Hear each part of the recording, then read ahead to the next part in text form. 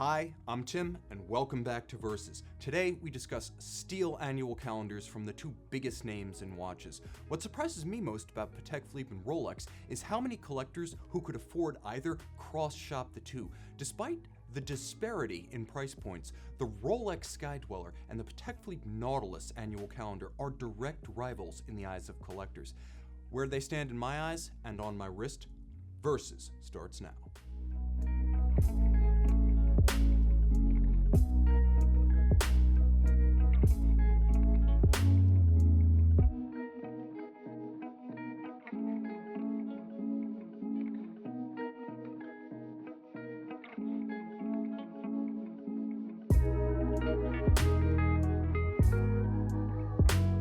Launched in 2012, the Rolex Sky Dweller was a little bit of an oddball, universally admired for its watchmaking, but at almost $50,000 prohibitively expensive. In 2017, Rolex launched this new steel and white gold variant. Suddenly, the Sky Dweller, once the awkward kid, was like the awkward kid who came back from junior summer with a massive growth spurt and a new Camaro. The case of the Sky Dweller is best described as jumbo Datejust. Unlike the other prominent 42mm Rolex, the Explorer 2, the lines of the Sky Dweller are more elegant, sensuous, curvaceous, compound curved even. They have a wonderful effect in the light that's dynamic and a little bit like a funhouse mirror, but done with good manners. The timepiece is substantial on the wrist. It has the imagery of the Datejust, but the physical footprint of a Rolex sports watch. The 3-link Rolex Oyster bracelet remains one of the best in the business. Combination of gaps on the underside to vent the wrist and a robust clasp with a lift lock trigger mean that it always feels bank vault secure on the forearm. Rolex EasyLink makes for easy adjustment incrementally, but one of the undersold advantages of this clasp is its multiple incremental adjustment positions inside. Strap tool required. The bezel of the watch is its only white gold component, and though this is commonly called the steel Sky Dweller, it's anything but. Technically white Rolesaur, that is Rolex's somewhat hysterical terminology, sounding like an alloy, for two different metals screwed together. The bezel itself is part of the movement, so technically speaking, the entirety of the watch and the bracelet is steel. While much has been said about the reduction of price and the advent of steel cases and bracelets, perhaps the most appreciated change in the Sky Dweller has been about the dial. While many different dial combinations exist as of 2017 for the steel model, this blue might be the most fetching. Though blue is a color of the moment, this feels like an enduring, deeper cobalt metallic destined to age well. It's the blending of the 24-hour timescale, once uncharitably described as a bit of a horse collar with the blue of the dial, that relieves this one of some of the aesthetic strains of the original model. The ingenious Rolex annual calendar system is dependent on a small aperture outboard of each white gold index. 12 hours and 12 months corresponds to the year, and the date, which is settable bidirectionally, gives you a ready reference for the month and the date.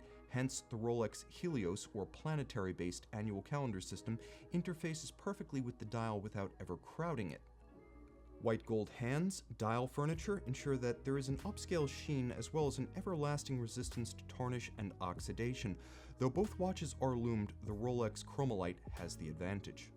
The most complex Rolex ever made, the Sky Dweller emphasizes that we live in a golden era of Rolex complications, with 1, 2, 3, 4 dual-time models available, 2 chronographs, a programmable countdown timer, and now Rolex's first annual calendar in the Sky Dweller.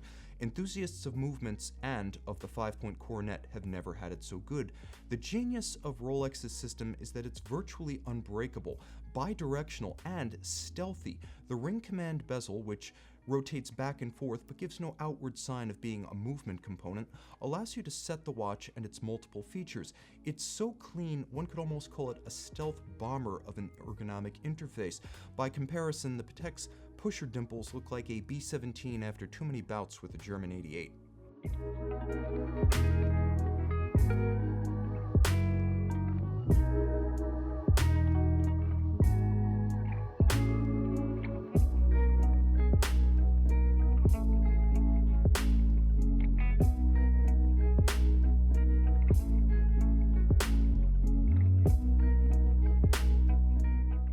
the original Patek Philippe Nautilus dates to 1976. The Nautilus as annual calendar was a product of Baselworld 2010.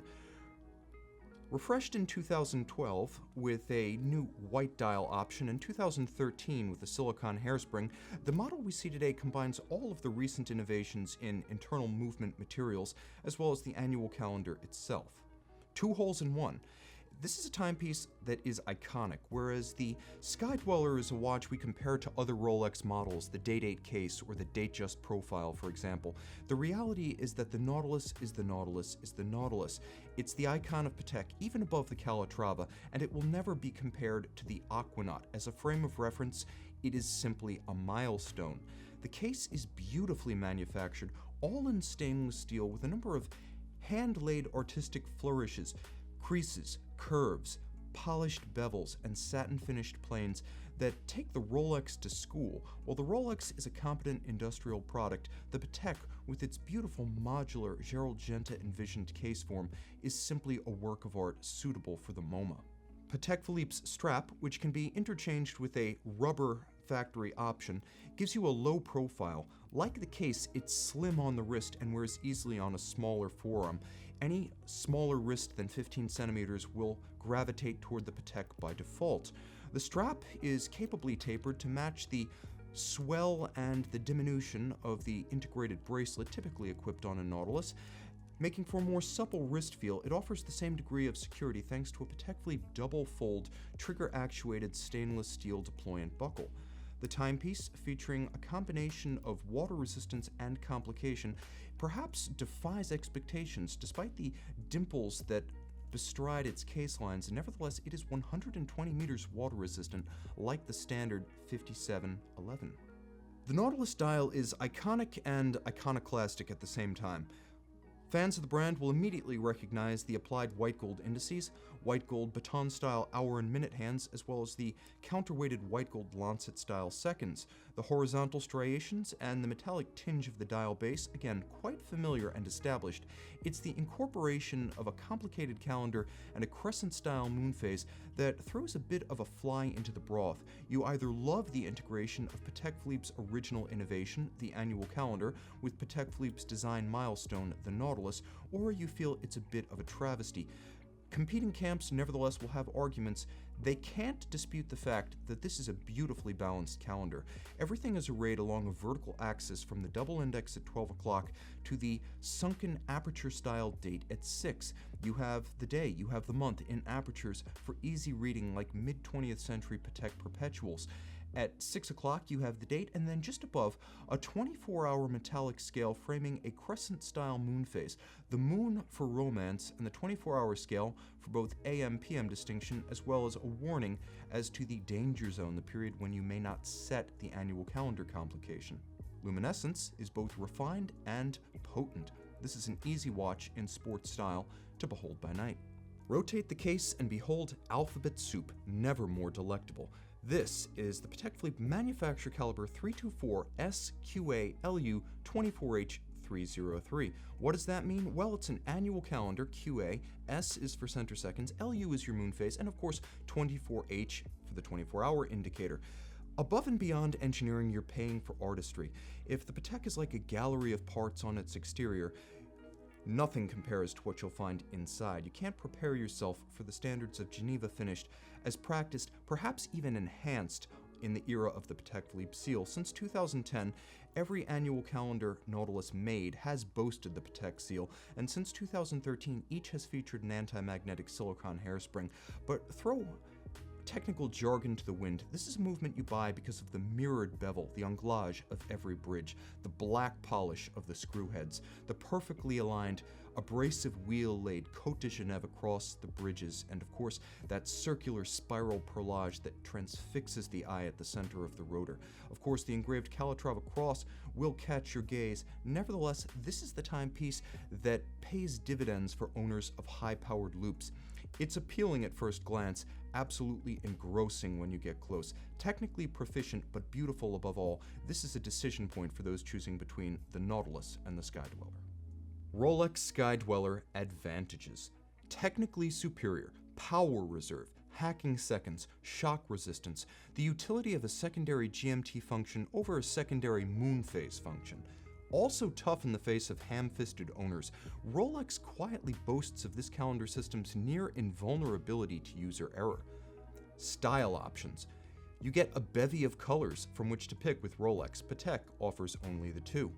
A richer and more lustrous dial by day, better lume by night. Even at double MSRP pre-owned, a Skydweller costs half of a 5726. The advantage becomes comical when comparing both at retail list. A 5-year warranty to the Patek's 2 years. Patek Philippe Nautilus 5726 advantages. More beautiful than the Rolex at every level. It's a hand-finished design landmark outside and lovingly crafted work of art inside. And that interior artistry can be viewed and enjoyed. With the display case back, Patek shows that for which you've paid. Rolex leaves it to the imagination.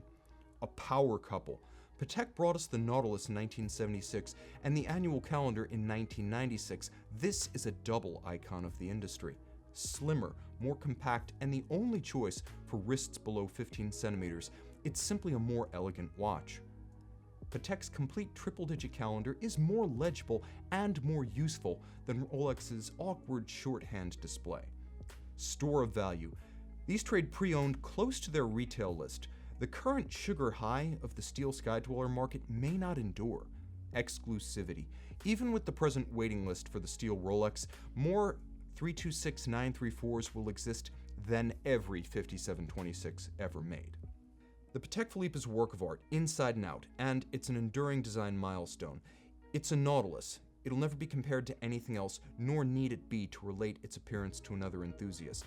An earlier version of myself, Tim Masso, the collector of 2014, would have reached straight for the Patek and never looked back. But as I've aged and matured as a collector, I've come to realize that wearability, durability, and functionality offer more than their face value. A watch like the Rolex can have both functionality and a romance about it. A great name with integrity, of concept and execution, Rolex wins me with its steel, metallic blue dial Skydweller. Fly the friendly skies, Rolex style. Not just a dive watch, Rolex takes off.